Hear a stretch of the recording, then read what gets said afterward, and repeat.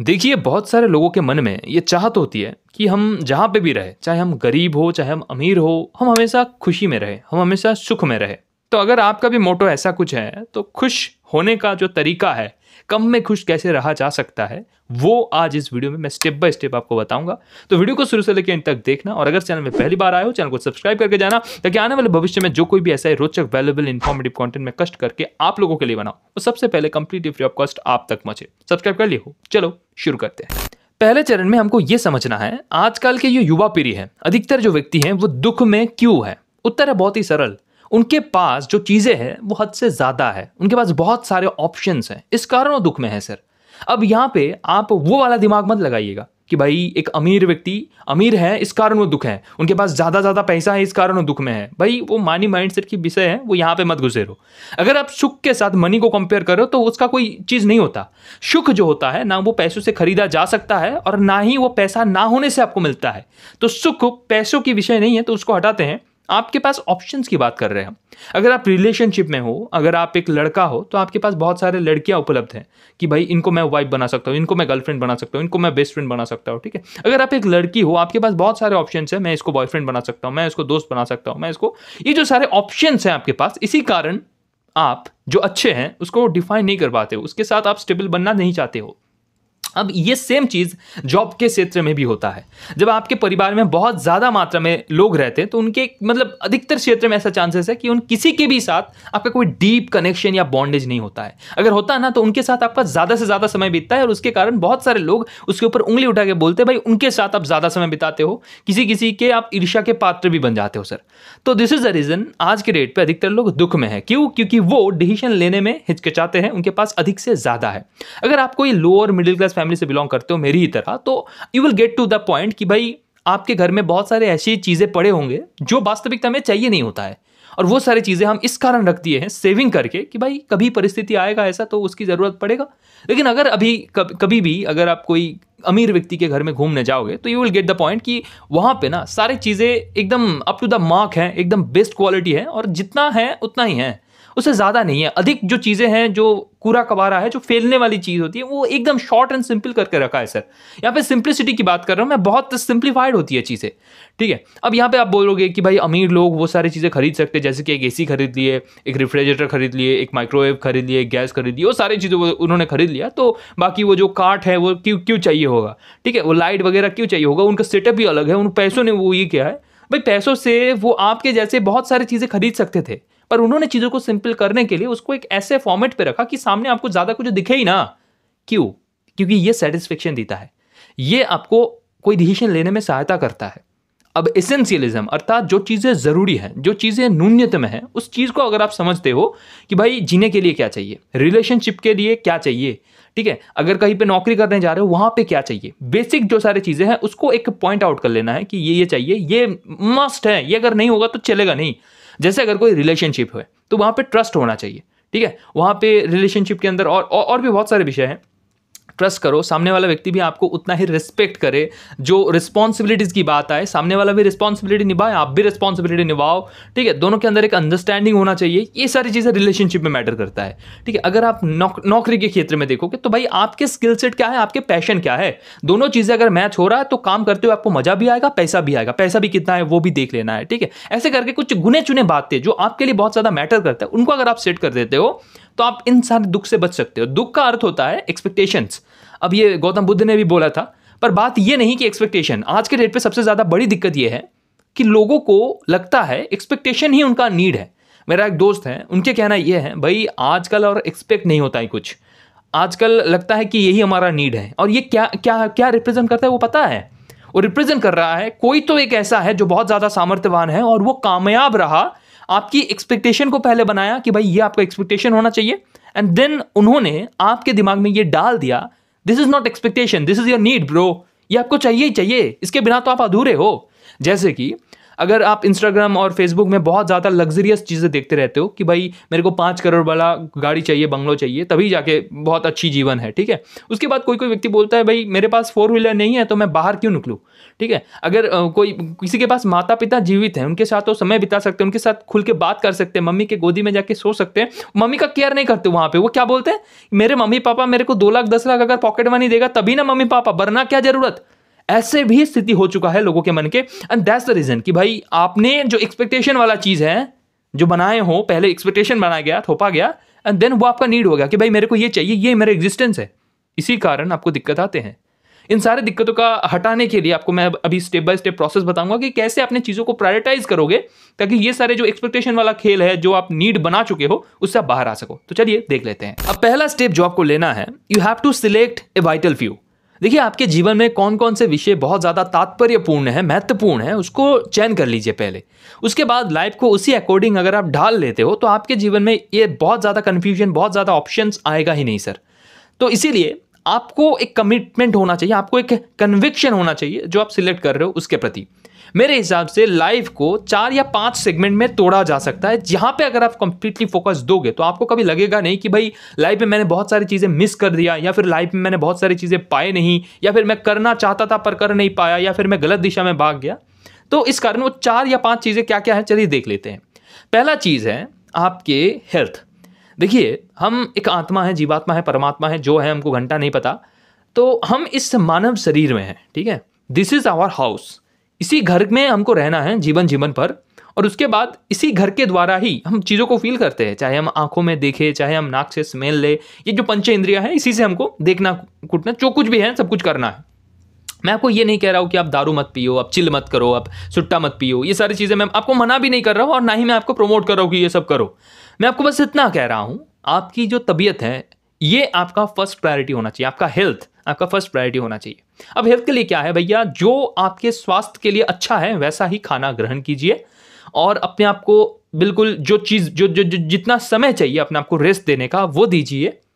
पानी सही से पीजिए, और हर दिन एक लिमिटेड टाइम, चाहे वो 1 घंटा हो, चाहे वो 2-3 घंटा हो, मिनिमम 1 घंटा मैं आपको बोलूँगा एक्सरसाइज ज़रूर करिए, ताकि आपके वो जो एनर्जी फ्लो है, आपका पूरा शरीर एकदम तगड़ा रहे और लॉन्ग टर्म तक आप अच्छे रह पाओ। That's the reason. इसलिए नहीं कि भाई लोगों को फिट दिखाना है, सेल्फी खींच के भेजना है, नहीं, this is not the reason. कि आपको अगर लाइफ में अच्छा रहना है लॉन्ग टर्म, देन हेल्थ में फोकस दीजिए पहला। क्योंकि अगर हेल्थ खराब हो गया तो भाई आपके पास बहुत ज़्यादा पैसा होके भी आप एंजॉय नहीं कर पाओगे। अगर आपकी हेल्थ बहुत खराब है और आप गरीब हो, तब तो आपको लेके ही आपके परिवार परेशानी में पड़ जाएगा। तो first priority should be health, ठीक है। उसके बाद जो दूसरे जगह पे आपको फोकस देना है वो है भैया पैसा। एक बात मैं आपको बताता हूँ, ये रियलिटी है। अगर आपके पास पैसा है तो आप महान हैं, अगर पैसा नहीं है तो आप कुत्ते की समान हैं, because it's a financial world. यहाँ पे पैसों से बहुत कुछ चीज़ें होती हैं सर। पैसों से बोला जाता है ना, पैसों से सारी चीज़ें नहीं खरीदा जा सकता।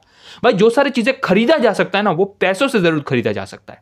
और जो चीज़ें पैसों से क्या मतलब किसी भी चीज़ से खरीदा नहीं जा सकता, वो चीज़ खरीदा नहीं जा सकता। अगर खरीदने की बात आए और पैसों की बात आए, इट्स पॉसिबल, क्योंकि खरीदने वाली बात हो रही है ना, पैसों से हो जाता है। तो बात यह है, पैसा कमाना है। अब पैसा कमाने के पीछे पूरे लाइफ होड़ में दौड़ देना, यह भी कोई बुद्धिमत्ता की विषय नहीं है। अब यहाँ पे आपको निर्णय लेना है कि आपके जीवन में आपके लिए कौन सा चीज़ बहुत ज़्यादा मोक्षदायी काइंड ऑफ चीज़ है। आपकी आत्मा से कौन से काम को करके अच्छा लगता है। जैसे कि कोई व्यक्ति अगर किताबें पढ़ रहा है, वो ज्ञान को पा रहा है, उसके बाद उनको पूरे दिन में एक अलग मस्ती है कि भाई मैंने आज बहुत कुछ जाना, बहुत कुछ जाना, ठीक है। अगर कोई बहुत ज़्यादा काम करता है, चाहे कोई भी हार्डवर्क हो, जैसे कि मैं अगर कोई भी काम करता हूँ, काम करने के बाद मेरे को एक अलग संतुष्टि होता है। जैसे कि मैं बहुत स्पीड में जब काम करता हूँ, जैसे कि ये वीडियोज़ में जो बहुत स्पीड में बात करता हूँ, या फिर कहीं पे भी जो मैं दौड़ झाँप करता हूँ, जो भी सारे फाइटिंग वगैरह करता हूँ, तो उन सब में जब भी मैं स्पीड में बहुत ज़्यादा काम करता हूँ, I feel a different kind of relaxation from inside. हमको बहुत बढ़िया लगता है, अच्छा लगता है। चाहे वो कोई देखे, चाहे हमको कोई तारीफ करे, हमको घंटा फर्क पड़ता है। भाई हमको काम करते हुए मजा आता है। अब वो काम कोई भी हो, स्पीड में होना चाहिए मेरे हिसाब से, ठीक है। मेरे हिसाब से, मेरे को कोई कंट्रोल कर, ये मेरे को पसंद नहीं है, ठीक है। अब आपके हिसाब से आपको क्या करते हुए अच्छा लगता है? गाना गाते हुए आपको बहुत अच्छा लगता है, दिल को सुकून मिलता है, मस्ती लगता है, भाई बढ़िया है, वो आपका काम है जो आत्मा से आ रहा है। अब उसके लिए आप अलग चीज़ों कर सकते हो, जैसे कि कुंडली होता है ना, आपके जो एस्ट्रोलॉजी कुंडली होता है, वो अगर आप रियलिटी में मतलब कि सही टाइम सही प्लेस देख के करते हो, तो आपका जो सूर्य है वो जिस कक्ष में बैठा होगा वो रिप्रेजेंट करता है आपकी आत्मा। उस काम को आप आत्मा से करिए तो भाई आपको एकदम मजा आएगा। वो जो आत्मा वाली काम है, जो करते हुए मजा आता है, उसी को आपका आय का सोर्स या फिर इनकम सोर्स बना लेना चाहिए मेरे हिसाब से। अगर अगर अगर कोई लड़की का 7th हाउस में सूर्य बैठा हुआ है, अब 7th house is all about कि भाई आपके जो स्पाउस हैं वो कैसा होगा, स्पाउस के साथ आपका रिलेशन कैसा होगा, वो शायद ऑथोरिटी में हो सकता है, ठीक है। अगर उनसे ही आपका संबंध बना के आपका जीवन चल सकता है, तो भाई अपना जो पति है, अपना जो पत्नी है, जो भी है स्पाउस जो होगा, उनके साथ आपकी बॉन्डेज अच्छा होगी, तो आपकी जो करियर है वहाँ पे फुलो फुलो दूधो बाधो ये काइंड ऑफ चीज़ें हो जाएगी। अब अगर मेरा कर्म भाव में सूर्य बैठा हुआ है, तो भाई मेरे को कम करते हैं मजा आता है, तो ये मैंने देखा है अपने लिए काम करता है, ठीक है। बाकी आप देख सकते हो, आप यूट्यूब पे रिसर्च कर सकते हो ये सारी चीजें। तो भाई मैं आपको ये कह रहा हूं, जो काम करते हुए आपको मजा आता है उस काम को पहले ढूंढ लीजिए, ठीक है। उसके बाद उसी के थ्रू बहुत सारे इनकम सोर्सेज जनरेट करने के बारे में सोचिए। जैसे कि मैं काम कर सकता हूं, बहुत एनर्जी के साथ काम कर सकता हूं, मैं एक काम को करते हुए बहुत ज्यादा मेरे को अच्छा नहीं लगता, क्योंकि मेरे 10th हाउस में केतु भी बैठा हुआ है, बहुत ज्यादा भटकाव देता है, ठीक है। तो मेरे को ये पता है कि भाई मैं जहां जितना देर रहूंगा वहां पे मैं अपना अल्टीमेट दे सकता हूं, कोशिश करता हूं, एंड मेरे को काम बहुत स्पीड में करना पसंद है, तो मैं करूंगा। उसके बाद मैं डिफरेंट प्रोफेशन में जाऊंगा, डिफरेंट में जाऊंगा। तो उस हिसाब से मैं अपने आप को कभी म्यूजिशियन, कभी पेंटर, कभी एक्टर इधर उधर कर रहा हूं। साथ ही साथ मतलब बैकग्राउंड से मेरे परिवार में एक कंसिस्टेंसी दिया गया कि तुम ना वो करो जो तुमको अच्छा लगे, लेकिन साथ साथ उसको तुम खींच के लेके जाओ। जो परसिवरेंस वाला चीज है मेरे परिवार से मेरे को गिफ्ट में मिला है, सिखाया गया है, मेरे को ट्रेन किया गया है। तो इसी के हिसाब से मैंने सेल्स प्रोफेशन को चुना और उसी की तरफ बढ़ रहा हूँ। सेल्स को मैं सीख रहा हूँ, दुनिया के बारे में सोच रहा हूँ, भारतवर्ष को कैसे बनाए वो सारी चीजें सोच रहा हूँ। मेरे दिमाग तो काम करते रहते 24 आवर्स। अब विषय ये है कि आपको डिफाइन करना है आपके लिए कौन सा काम आपको पसंद भी आता है, कौन सा काम आपको मोनेटाइज करके देता है चीजें, मतलब कि आपको इज्जत मिल रहा है, आपको पैसा मिल रहा है, आपको मजा मिल रहा है। वो आपका हो जाएगा कैरियर, वो हो जाएगा आपका आय का जरिया, वो हो जाएगा आपका फाइनेंशियल स्टेटमेंट। अब तीसरा चीज जो बहुत ज्यादा महत्वपूर्ण है, आपके पास पैसा आ गया, आपके पास हेल्थ बहुत बढ़िया है, इसके बाद आपको चाहिए थोड़ा रिलैक्सेशन। रिलैक्सेशन के लिए भैया मी टाइम में क्या है, स्पिरिचुअल सेल्फ, आपकी जो स्पिरिचुअल वर्जन है उसको अकेले में समय दीजिए, हील करने के लिए, अपने आप को रिफ्लेक्ट करने के लिए। क्या आपको अच्छा लगता है, क्या आप आज के दिन में कोई गलत किए हो, आप जो अच्छा करना चाहते हो। अगर आपको बोला जाता है कि भाई आप जीवन में कभी भी जा सकते हो इस दुनिया को छोड़ के, तो क्या आपने वो काम को करना शुरू किया जो काम को करके जाने के बाद भी आपको एक अलग सुकून मिलेगा, ठीक है। ऐसे बहुत सारे अलग अलग प्रश्न हमारे मन में आते हैं ना, तो वो जो मी टाइम होता है वो तभी आ पाता है। जैसे कि अकेले में छत के नीचे, मतलब छत के ऊपर आप बैठे हो, आसमान के नीचे आप तारा देख रहे हो और पूछ रहे हो हम इस दुनिया में क्यों आए हैं। ये जो सारे स्पिरिचुअल थॉट्स आते हैं ना, ये स्पिरिचुअल नहीं है, काइंड ऑफ चीजें जो थॉट्स आते हैं, उसमें अपने आप को एक डीपर वर्जन में जाके प्रश्न पूछना, मैं क्यों हूं, मैं क्या हूं, ये सारी चीजें जो मी टाइम होता है स्पिरिचुअल से, उसमें आपको फोकस देना है। तीसरा जो चीज हो गया। चौथा जो चीज है वो आपके परिवार है सर। परिवार ये चौथे में क्यों है सर? परिवार तो पहले से आपको बहुत ज्यादा सपोर्ट देते हैं, ये वो फलाना ढिमकाना। भाई देखो, पहले मैंने बोला हेल्थ, परिवार आपको लेके फ्रस्ट्रेशन में पड़ जाएगा अगर आपकी हेल्थ सही नहीं हो। पहले अपने आप की केयर करो, अपने आप की हेल्थ को स्टे करो, उसके बाद पैसा कमाओ, परिवार को भी दे पाओगे ना। पैसा कमाना है परिवार के लिए, पैसा कमाना है समाज के लिए, उसके बाद आता है परिवार के बाद जो अगला चरण आता है वह है समाज। चलो परिवार में देख लेते हैं, परिवार में एसेंशियल क्या है। माता पिता भाई बहन जो कुछ भी आपको जन्मगत रूप से मिला है, तो भाई ये आपका पूर्व जन्म का कर्म का फल है, या फिर आपका भी इच्छा था, उनका भी इच्छा था, इस कारण आप इस जन्म में एक साथ हो। There is a spiritual connection between you and them, या मानो चाहे ना मानो ये रियलिटी है। अब वो लोग आपके साथ हैं, इसके लिए आपको धन्यवाद देना चाहिए परमात्मा, गॉड, अल्लाह, जीसस, या फिर अपना ही बिगर वर्जन को। ऐसा क्यों है? क्योंकि जो कुछ भी आपको मिल रहा है वो इस दुनिया में आकर मिल रहा है। You are not giving anything. अब जन्म लिए हो, आपको नाम मिला, आपको कपड़े मिले, आपको खाना मिले, सब कुछ। You are not providing anything, you are just an investment. आपके ऊपर इन्वेस्ट किया जा रहा है, पहले से आप कुछ नहीं दे रहे हो, बस उनको एक संतोष, उनको उनके मर्जी से आपको लाया गया बस। पर उनका भी मर्जी नहीं है, उनका मर्जी है। एक स्पिरिचुअल वर्जन है। तो अगर आप यहाँ पे हो तो आपके फैमिली को केयर करो, जो कोई भी आपके साथ है, जो आपके केयर करते हैं, जो भी आपके केयर नहीं भी करते हैं, जिनके साथ आपके मत में थोड़ा बहुत अलगपन है कि भाई कोई अलग सोचता है आपके से, वो भी अगर आपके परिवार के अंश है, वो अगर आपसे लड़ते भी हैं तब भी वो अपने हैं। जो अपने वो कभी नहीं बदलते, अपनों की साथ कभी नहीं छोड़ना है। ये हमारे जो पुराने जमाने के जो लोग थे वो लोग हमको समझाते थे, और वो एक अलग बॉन्ड क्रिएट होता था क्योंकि हम लोग एक साथ मिलकर एक टाइम बिताते थे। लेकिन आज की जनरेशन के बच्चे जो है वो टैब लेके, फोन को लेके ऐसे ही खेले जा रहे, और वो अपने परिवार को देख ही नहीं रहे हैं। एंड दैट्स द रीजन मैं बोलता हूँ, जो सारे लोग हैं, देखो आज आप बोल रहे हो मैं करोड़पति बन जाऊंगा, ये कर दूंगा, वो कर दूंगा। आपकी उम्र कितना होगा? 18 साल, 20 साल, 25 साल, 30 साल, ठीक है। आपसे भी वयोज्येष्ठ जो हैं, जो 60 साल की उम्र है, उन्होंने भी तो दुनिया देखी है। वो जिस प्रकार से दुनिया देखी है, बहुत सारे लोग ये कहते हैं उन्होंने जो दुनिया देखी है उस हिसाब से उन्होंने अचीवमेंट किए, पर उनके जीवन में भी जो दुख थे, जो सारे स्ट्रगल्स उन्होंने किए, जो सारे कंप्रोमाइज उन्होंने किए, उनके लिए उनको शुक्रगुजार होना चाहिए आपका, क्योंकि वो सारे किए, इस कारण आप उनके सामने आज जाके बात कर पा रहे हो, ठीक है। एंड दैट्स द रीजन मैं बोलता हूँ अपने परिवार को अलग से समय दो, उनके लिए केयर करो, वो जैसे भी है उनको एक्सेप्ट करो, ठीक है। परिवार हो गया, इसके बाद आ जाता है समाज। अब समाज के बाद क्या बोलूँ, देखो समाज में एक बात बोली जाती है कि भाई समाज आपको कुछ भी बोले, कैसे भी बोले, उनसे आपको घंटा फर्क नहीं पड़ना चाहिए। मैं बोलता हूँ फर्क नहीं पड़ना चाहिए, पर समाज जो चीज़ है वो आपको एक अलग लेवल में मतलब डिफरेंट लेवल में जाने में सहायता करता है सर।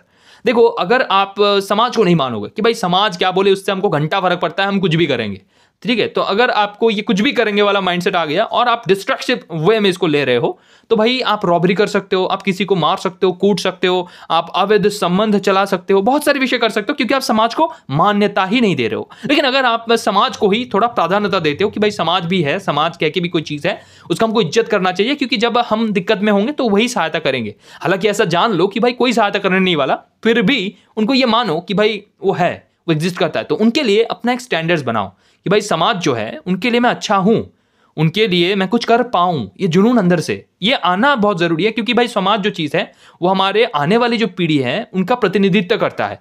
वो जो समाज है वो पूरी दुनिया को बना रहा है। मैं तो बस मेरे घर को बना रहा हूं, मैं तो बस अपने आप को बना रहा हूं, वो पूरी दुनिया को बना रहा है समाज, ठीक है। तो समाज को अगर सुधारना है, पहले इन बाकी जो 4 स्टेप है उसको पहले फुलफिल करो, फिर समाज में आना। पहले ही समाज में चले जाओगे तो समाज आपको कभी बोलेगा वर्थलेस, कभी बोलेगा बहुत वैल्यू है आपकी। तो इस कारण भैया दोनों केसेस में समाज में पहले जाना नहीं है, पहले आपको अपने ऊपर काम करना है, ये सारी चीजें देखना है, फिर समाज के बारे में केयरिंग होके पूरा जिम्मेदारी लेना है। अब ये जो जिम्मेदारी वाला विषय है ये काइंड ऑफ हीरोपंथी जैसा है कि अपन को हीरो बनना है, इस कारण अपन को समाज के लिए काम करना है। इट्स नॉट अबाउट भाई समाज को काम करके आप बहुत बड़ी महारत हो जाओगे, बहुत कुछ कर लोगे, इसमें कुछ नहीं रखा है, मोह माया जो भी बोला जाता है सब कुछ है इसमें, पर ये आपकी चुल मचती है अंदर से कि भाई समाज के लिए कुछ करेंगे। अब देखो समाज के लिए काम करना कोई बुरा नहीं है। अगर आपकी जो पिता है, आपकी जो माता है, वो बाहर काम के लिए जाते हैं और अचानक से उनका कोई तबीयत खराब हो जाता है या फिर वो कहीं पे गिर जाते हैं, तो समाज से ही कोई आपको कॉल करता है और बोलता है आपकी जो पापा है ना वो यहाँ पे गिर गए हैं, आप जरूर आइए यहाँ पे, अभी आइए, उनको मैं हॉस्पिटल में एडमिट कर दिया। ये समाज के कोई अच्छे खासे लोग होते हैं, अब वो जाके उनको एडमिट भी करते हैं, पर कई केस में मैंने 80 to 90% केस में ऐसा होता है कि भाई वो बताते नहीं है आपको। वो पुलिस आता है, वो पूरे केसेस में मेरे मतलब फैमिली मेंबर्स गुजर जाते हैं, तब जाके बात होती है कि भाई ऐसा हो गया है, पुलिस आके बात कर रहा है। क्यों? क्योंकि वो फंस जाएगा। वो अचानक से आपको देखा कोई एक बुजुर्ग व्यक्ति मतलब हेल्थ का दिक्कत होके मतलब रास्ते में गिर रहा है, भाई कोई ज़्यादा देखता नहीं है, ठीक है। अब कुछ लोग देखते हैं, उनके लिए वो जो अच्छे लोग हैं उनके लिए समाज की परवाह करना बहुत ज़्यादा ज़रूरी है, क्योंकि कुछ लोग आज भी अच्छे हैं जिस कारण ये समाज टिका हुआ है, और उनके लिए सिर्फ और सिर्फ वो 1% 2% जो लोग हैं उनके लिए समाज के प्रति एक जिम्मेदारी, एक उत्तरदायित्व आ जाता है। तो ये भी एक प्रायोरिटी होता है सर। अब सेकंड स्टेप में आपको प्रायोरिटीज सेट करने हैं। इससे पहले हमने आपको बोला कि भाई कोई वाइटल फ्यू को आपको चूज करना है जो आपके लाइफ के अकॉर्डिंग होगा। इसके बाद मैं बोल रहा हूँ प्रायोरिटीज सेट करो। प्रायोरिटीज का अर्थ वाइटल फ्यू से थोड़ा डिफरेंट है। प्रायोरिटीज का अर्थ होता है आपको 1 और 2 के बीच में चयन किसको करना है, ठीक है। प्रायोरिटीज इज ऑल अबाउट कि आपको क्या काम करना है और क्या काम नहीं करना है। प्रायोरिटी इज ऑल अबाउट आपको कहां पे ना बोलना पड़ेगा। देखो लोग हर विषय में हाँ बोल देते हैं, ये एक बहुत बड़ी मूर्खता है। मेरे को जब मैं काम करता था, मेरे को आके कोई काम देके जा रहा है कि ये काम भी कर दो, वो काम भी कर दो, ये काम भी कर दो, तो मैं जिस फील्ड में मैस्ट्री बनने के लिए अपना एफर्ट दे रहा हूं, जहां पे मैं सर्वस्व निछावर कर रहा हूं, उस काम को छोड़ के मैं ये भी कर लूं, वो भी कर लूं, ये भी सीख लूं, वो भी सीख लूं, मेरा क्या वजूद है भाई? मैं कौन सी फील्ड में मैस्ट्री अचीव कर पाया? कुछ नहीं भाई। चारों तरफ भटक सकते, अच्छा है एक जगह पे फोकस्ड होकर रहो। ये मैं भी पता है, मुझे भी पता है, मैं भी बोलता हूं, पर मैं कर नहीं पाता हूं, ठीक है। ऐसा मेरा इनबॉर्न नेचर नहीं है कि भाई मैं एक ही जगह पे टिक के काम करूं। और मैं मानता हूं ऐसा बहुत सारे लोगों के साथ भी हो रहा होगा कि भाई वो कहीं पे फिक्स रह के काम नहीं कर पा रहा है, तो वहां पे 2 या 3 चीजें करने से आपके जीवन ऐसे जो प्रायोरिटी है ना वो सेट हो जाएगा। कैसे? पहले तो अपने बारे में क्लैरिटी होना कि मैं करना क्या चाहता हूं। अपन को चाहिए क्या? अपन को पैसा चाहिए, अपन को इज्जत चाहिए, अपन को समाज में एक ऑथोरिटी चाहिए, अपन को समाज में जो परिवर्तन है उसका माध्यम बनना है, उसका कारण बनना है, बस। अब ये अगर मेरे लिए महत्वपूर्ण है, बाकी जितने भी सारे एक्सक्यूजेज आ रहे हैं, बाकी जितने भी सारे कम महत्वपूर्ण काम आ रहे हैं, उन सबको इग्नोर करने का, कम महत्वपूर्ण जो बातें हो रही है उनको इग्नोर करने का। जो व्यक्ति आ रहा है हमारे सामने और बात कर रहा है, भाई उन्होंने ना वो जो झांटा है, झांटा लेके उसको मारा, पता है वो राजनीतिक नेता ने ये करके वो चोरी करके भाग गया, अरे ये मेरा विषय है ही नहीं। अपन को ये सारी चीजें जानना है ही नहीं। अपन को अपने फील्ड के बारे में जानना है, अपन के फील्ड में हम कैसे लोगों को और ज्यादा सहायता कर सकते हैं। सेल्स एंड मार्केटिंग फील्ड के अंदर अगर आपको कुछ झंडा वंडा गाड़ना है, आई विल हेल्प, कैसे करूंगा, मैं उसके ऊपर रिसर्च कर रहा हूं, उसके बारे में पढ़ रहा हूं, फील्ड में जाके काम कर रहा हूं, जो फील्ड में काम करते हैं उससे पूछ रहा हूं हर तरीके से, क्योंकि भाई मैं फील्ड में जाके जो फील करूंगा कोई दूसरा व्यक्ति वो सेम फील नहीं करेगा, तो उनसे भी मैं फोन में बात करके सीख रहा हूं। ठीक है, तो ऐसे बहुत सारी चीजें मैं कर रहा हूं जो अपने फील्ड के अनुसार है। तो इस कारण आपको पहले पता होनी चाहिए आपको चाहिए क्या। अब दूसरी बात, जब आपने सेट कर लिया आपको चाहिए क्या, तब बाकी सारे चीजों को ना करना एक आदत बना लीजिए। अब ना डायरेक्टली कभी बार किया नहीं जाता कि आपके बहुत ही करीबी कोई व्यक्ति है, करीबी बोले तो वो रिश्ते बनाए जाते हैं, आपको गिफ्ट दिया जाता है, आपको मीठी मीठी बातें कही जाती है, उनके साथ आप एक बॉन्ड फील करते हो, तो क्या है वो आपको काम आके देता है। तो इस कारण मैंने एक चीज अपने प्लांट से, जहां पे प्लांट में मैं काम करता हूं वहां पे मैंने रियलाइज किया, जब मैं कोई काम को कर रहा हूं, शिद्दत से काम किए जा रहा हूं, तो मेरे को कोई आके बोलता ही नहीं है कोई दूसरा काम करो। इस कारण मैं हमेशा अगर काम में बिजी रहूंगा तो भाई कोई आके करेगा नहीं। अब ये जो मैं हमेशा काम में बिजी हूं, एक्चुअली में आप ही बताइए, कोई व्यक्ति 24/7 कोई काम में बिजी रहता है क्या? नहीं, उसका दिमाग भी खाली होता है, उसके दिमाग में भी बहुत सारी चीजें चल रहा होता है, बहुत सारे कामों के बारे में वो सोच रहा होता है हमेशा। ये मैं भी चलता हूं, पर जब मैं काम कर रहा हूं टुक टुक टुक बहुत धीमे गति से कर रहा हूं, पर मैं किए जा रहा हूं। अब जब जरूरत पड़ता है तब फुल स्पीड में काम भी कर दूंगा। अब ये जो काम को लेके बैठे रहना होता है ये आप भी कर सकते हो। अगर आपको कोई आके बोल रहा है ना ये फाइल सेट कर दे, ये काम को कर दे, ये काम को कर दे, ये काम को प्लीज कर देना भाई, आप देख लेना भाई, अरे नहीं भाई, नहीं बोलना ही नहीं है, मैं इस काम में बहुत ज्यादा बिजी हूं, इस काम को जब भी मैं कर दूं उसके बाद दे दूंगा। 3 दिन लगा दिए उस काम को करते हुए, वो बोलेगा ही नहीं आपको, और रिश्ता भी खराब नहीं, क्योंकि भाई आपका जो काम है वही नहीं हो रहा। आपका फ्रस्ट्रेशन दिखता है जब मैं काम नहीं कर पाता हूं। मेरा जो काम है, जो मेरा फील्ड है, उस फील्ड में जब मेरे को काम करने नहीं दिया जाता है, मेरे अंदर से एक अलग फ्रस्ट्रेशन आता है, एंगर आता है, एंगर इश्यूज होता है, मेरे को काम क्यों नहीं करने दिया जा रहा है। और जो सारे काम मेरे नहीं होते वो काम अगर मेरे को सौंप दिया जाए तो भाई मतलब टूट जाता है मेरा जो सज्ज शक्ति का जो बांध होता है टूट जाता है। मेरे काम को मेरे को क्यों नहीं दिया जा रहा है, कुछ और क्यों दिया जा रहा है। तो वैसे ही आपके लिए प्रायोरिटीज जो है, उसके लिए जो ना करना होता है, ना को भी करना सीखिए।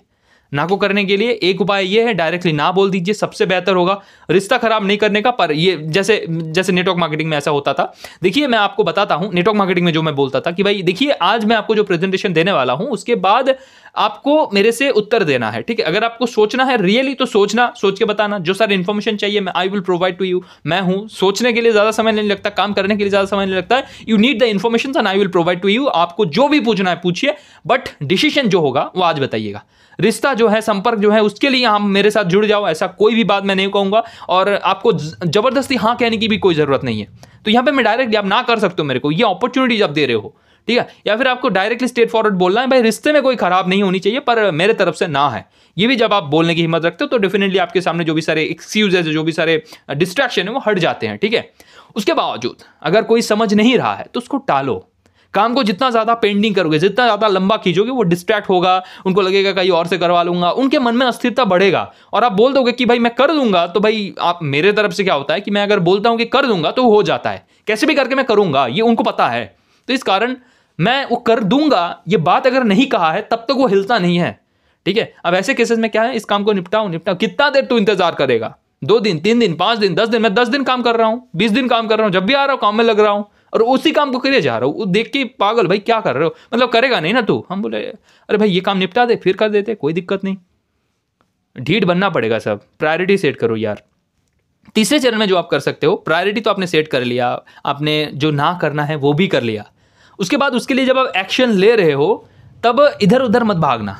एक डिसीजन लिए हो उसके साथ परसिवरेंस के साथ टिके रहो। ये बहुत ही टफ होता है क्योंकि आपके सामने बहुत सारे ऑप्शंस होते हैं, तो ऑप्शंस आए ही ना आपके पास, ये सुनिश्चित करो। जैसे कि अगर आपने सोचा कि मेरे को आने वाले 5 साल के अंदर 12 लाख रुपए का एक जगह खरीदना है या 15 लाख रुपए का बीघा का एक काठा का कोई भी एक जगह खरीदना है आपके औकात के अनुसार, आपकी सामर्थ्य के अनुसार, एंड मुझे उसके ऊपर एक 2 तला घर बनाना है, 2 BHK बनाना है, 4 BHK बनाना है, जो भी आपका मर्जी है। You set the goal and उसके बाद आपको पता है कि अगर मैं इंस्टाग्राम फीड में जाऊंगा तो मेरे पास वो बहुत सारे लग्जरियस प्रॉपर्टीज आएंगे जो मेरे को देख के लगेगा कि भाई थोड़ा और समय लगा दे पर 1 करोड़ का ही प्रॉपर्टी चाहिए, ठीक है। ऐसा देखो, बड़े चाहत रखना कोई बुरी बात नहीं है, लेकिन उसके लूप पे फंस के अगर आप अपने प्रेजेंट को ही जीना भूल जाते हो तो ये बहुत बड़ी प्रॉब्लम है sir. And this is reason मैं बोलता हूं सर, आपको उसको टालना भी आना चाहिए। इस कारण आपके पास कोई डिस्ट्रैक्शन आए ऐसा पॉसिबिलिटीज ही नहीं रखना है कि भाई मेरे पास वो आएगा, मेरे पास ये आएगा, मेरे पास वो काम लेके आएगा। मैं भाई एक सेफ जोन में हूं, मैं एक अलग अपना पैराडाइम बना के बैठा हूं, मैं एक अलग दुनिया में हूं। जैसे कि वो दिखाया जाता है ना मूवीज के अंदर, बहुत सारे स्पिरिचुअल मूवीज के अंदर, कि कोई व्यक्ति ऐसे ध्यान कर रहा है, ठीक है। जब वो ध्यान कर रहा है उसके बैकग्राउंड में एक शील्ड सा बन गया है, अब वो सील्ड आपको बनाना है, इनविजिबल सील्ड होता है, उसको देख के लगता है भाई उसके पास जा नहीं सकते, क्योंकि वो अपने काम में व्यस्त है, अपने फील्ड में वो व्यस्त है। तो भाई अपने पास जो डिस्ट्रैक्शन भटकते हैं, जो एक्सक्यूजेस भटकते हैं, उसको हटाने के लिए प्रायोरिटीज को ऐसे सेट करो, काम में निपुण बनते जाओगे धीरे धीरे, और आपको ये प्रायोरिटीज तब दिखेगा ही नहीं, काम करते जाओगे, मजा आता जाएगा सर। अब थर्ड स्टेप जो आपको लेना है, you have to take decisions. आपको सिद्धांत लेने हैं और उसको सिंप्लीफाई करते हुए लेने हैं। आपको किसी की प्ररोचना में आकर या फिर किसी की इन्फ्लुएंस में आकर, इम्पैक्ट में आकर कोई भी सिद्धांत ले लेना है, क्योंकि ये जो दुनिया है, जो समाज है, आपको सिद्धांत लेने के लिए सिडक्ट करते हैं। सिडक्ट बोले तो आपको ललचाते हैं, आपको उकसाते हैं, आपको क्रोधित करते हैं, आपको गिरगिराना करवाते हैं। देखो, कोई आपके पास आता है और अगर आपको बोलता है मैं आपको 10 करोड़ रुपए अभी ऑन स्पॉट कैश दूंगा, आपके पिताजी को मार देना पड़ेगा, will you do that? No. क्यों? क्योंकि आपके पिता आपके लिए 10 करोड़ से ज्यादा महत्वपूर्ण है। भले ही कोई पैसा ना रहे, मेरे पिता मेरे लिए कीमती है।